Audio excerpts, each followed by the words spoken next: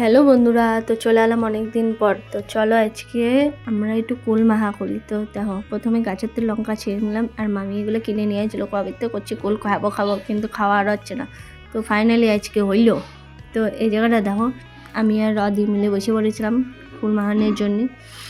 যেহেতু আমরা দুটো ছাড়া কেউ অত মাখাবে চাই না, তাই। তো তারপর দেখো আমরা তৈরি করা চালু করে দিলাম। প্রথমে তো ছেঁচে নিলাম কুলমুল, ছেঁচে তারপর ছেঁচবো। তো কুল দিয়ে তো লোভ সামলানো যায় না, তো এর জন্য ও মহি ভর্তি ছিল, আমিও মহি ভর্তি ছিল।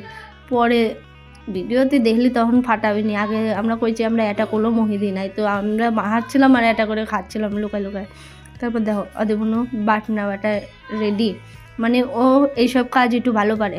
তারপর একটা মজার ভিডিও দেখো, এ মনে হচ্ছে খল টেপতেছে উড়িয়ে আসে, আর আমরা তো এর দিকে দেখে হাসে মরতেছিলাম। তারপর সব কিছু দিয়ে আস্তে আস্তে কুলখিন মাহায় ফেললাম।